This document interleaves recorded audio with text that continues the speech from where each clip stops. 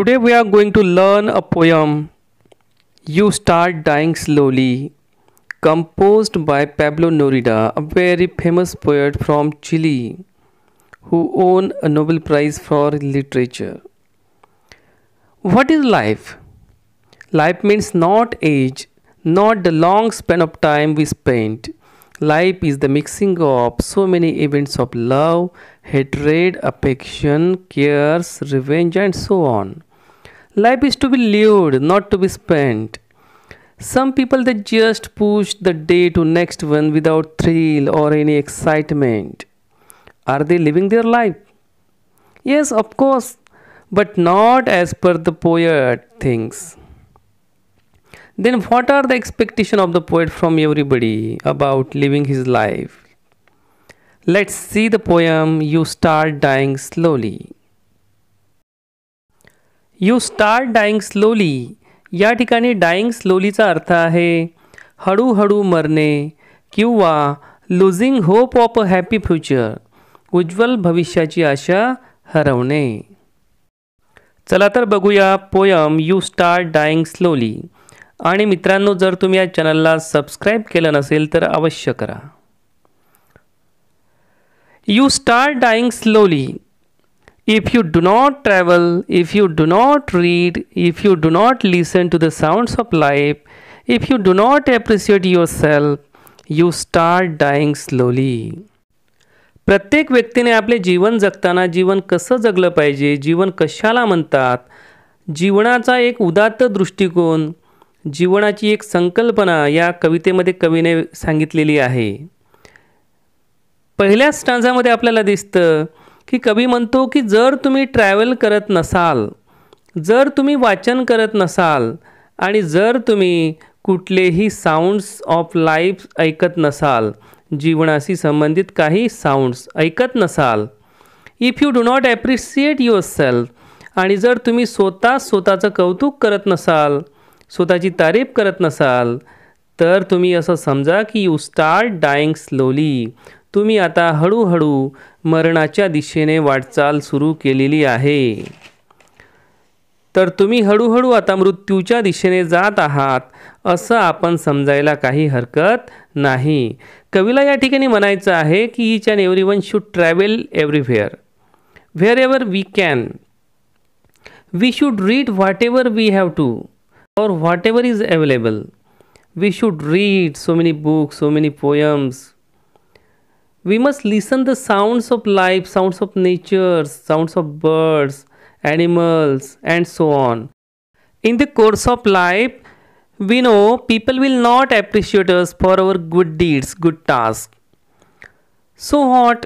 Should we get nervous for that? Not, na? Then what to do? We have to appreciate ourselves. Though people are not appreciating you for your good task, leave it. Appreciate yourself and be happy. Don't be nervous. And if you do so, you are doing right thing. You are living your life happily. And if you don't do this, consider you start dying slowly. When you kill your self-esteem, when you do not let others help you, you start dying slowly. Second स्टांजामध्ये कवी म्हणतो की जर तुम्ही तुमच्या self इस्टीमला म्हणजे self रिस्पेक्टला, आत्मसन्मानाला, तुमच्या स्वाभिमानाला जर तुम्ही ठार मारलेला आहे किंवा मारून टाकलेला आहे, तुम्ही तुमचा स्वाभिमान गमावला आहे आणि अशा कंडिशनमध्ये जर तुम्ही जीवन जगत असाल तर तुमचं जीवन हे जीवनच नाही, तुम्ही मरणाच्या दिशेने वाटचाल सुरू केलेली आहे. दुसऱ्या लाईनमध्ये कवी म्हणतो की when you do not let others help you. जर लोकांना वाटते आहे की त्यांनी तुम्हाला मदत केली पाहिजे परंतु तुम्ही त्या लोकांना तुम्हाला मदत करण्यापासून थांबवत असाल, तर तुम्ही हळूहळू मृत्यूच्या दिशेने जात आहात. तुम्ही उज्ज्वल भविष्याची आशा हरवत आहात असं कवीला या ठिकाणी म्हणायचं आहे. If you become a slave of your habits, walking every day on the same paths, if you do not change your routine, if you do not wear different colors, or you do not speak to those you don't know, you start dying slowly. या स्टांसामध्ये कवीला म्हणायचं आहे की जर तुम्ही कुठल्या सवयीचे गुलाम झालेले असाल, उदाहरणार्थ walking every day on the same path. बऱ्याचशा लोकांना सवय असते की ते सकाळ संध्याकाळ मॉर्निंग वॉक आणि इव्हिनिंग वॉकला जातात आणि सेम वेजनं जातात, त्याच रोडनं जातात, तेवढ्याच वेळापुरते ते फिरतात. आता ही सवय तशी पाहिली तर चांगली आहे, परंतु कवीला या ठिकाणी असं म्हणायचं आहे की जर तुम्ही त्या सवयीचे गुलाम झालेले असाल तर तुम्ही हळूहळू मरणाच्या दिशेनेच वाटचाल करत आहात. If you do not change your routine, जर तुम्ही तुमचं रुटीन बदलत नसाल, म्हणजे तुम्ही तेच ते रुटीन जर ठेवत असाल तर तुमच्या जीवनामध्ये कुठलंही नाविन्य नसेल, तोचतोपणा असेल. आणि जर तुमच्या जीवनामध्ये तोचतोपणा असेल तर तुमचं जीवन हे जीवन नसून ते केवळ मरणाची वाट पाहण्यासाठी जगणं असेल, असं कवीला या ठिकाणी म्हणायचं आहे. If you do not where different colours, कवीला म्हणायचं आहे की प्रत्येकानं वेगवेगळे कलर्स परिधान केले पाहिजे, वेगवेगळ्या रंगाची कापड घातली पाहिजे.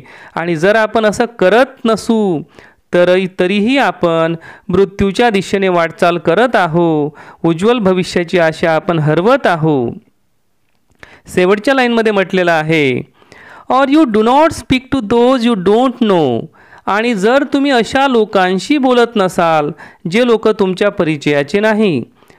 म्हणजे कवीला म्हणायचं आहे की जरी काही लोक तुमच्या परिचयाचे नसतील तरीही त्यांच्यासोबत बोला. आणि जर तुम्ही त्यांच्यासोबत बोलत नसाल तर नक्कीच तुम्ही मृत्यूच्या दिशेने हळूहळू वाटचाल करत आहात. तुमच्या जीवनातले काही जे महत्त्वाचे आनंदाचे क्षण आहे ते तुम्ही गमावत आहात, असं या ठिकाणी कवीला म्हणायचं आहे. If you avoid to feel passion and their turbulent emotions, those which make your eyes glisten and your heart beat fast, you start dying slowly. आता या स्टांझामध्ये कवी म्हणतो की जर तुम्ही अवॉइड करता पॅशनला फील करणे, पॅशन म्हणजे तीव्र इच्छा, कुठल्या तरी गोष्टीची तीव्र इच्छा.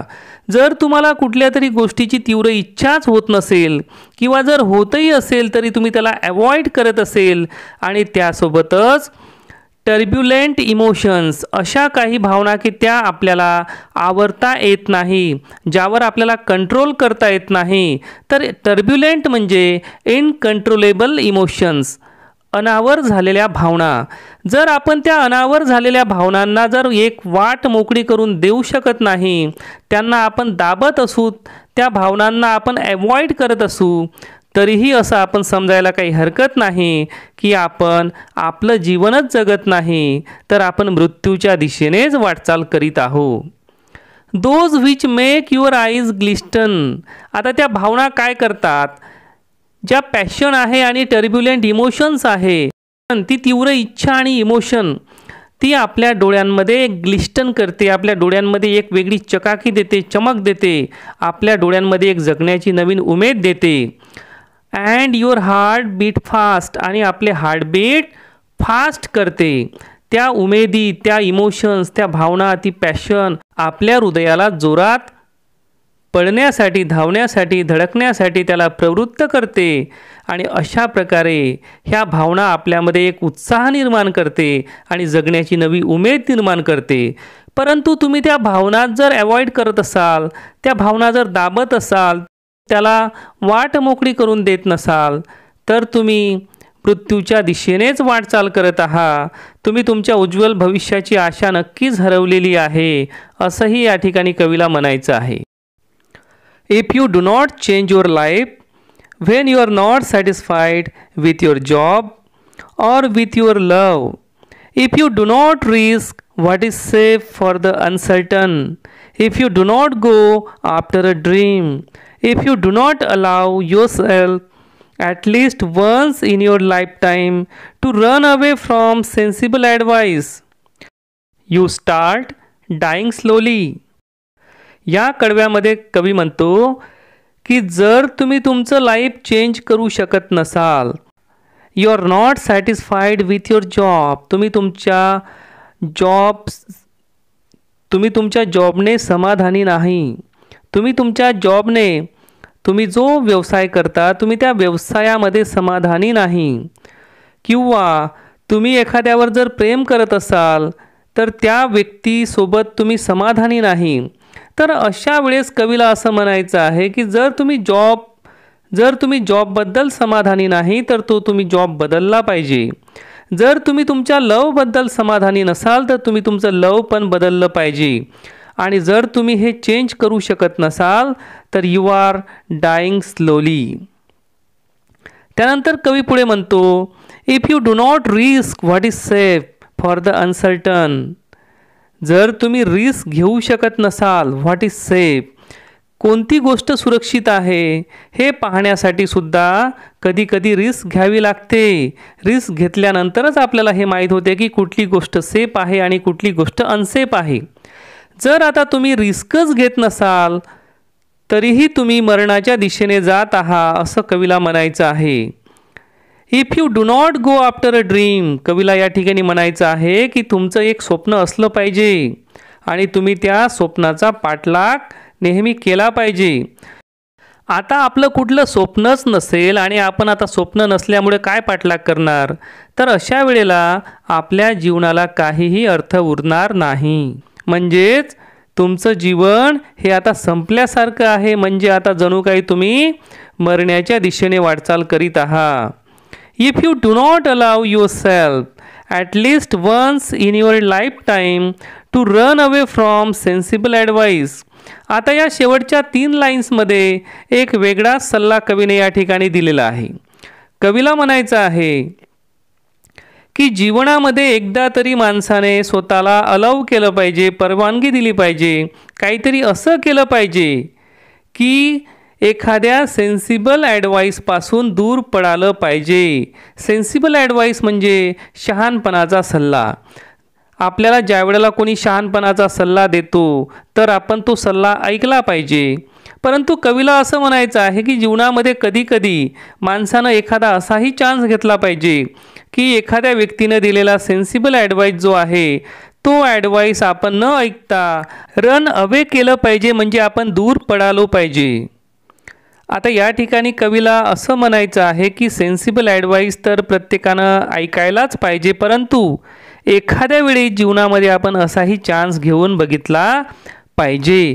कारण जर आपण नेहमीच प्रत्येकाचा चांगला सल्ला ऐकत गेलो आणि आपलं जीवन जगत गेलो तर त्या जगण्यामध्ये फार काही मजा नाही असं कवीला वाटत असावं.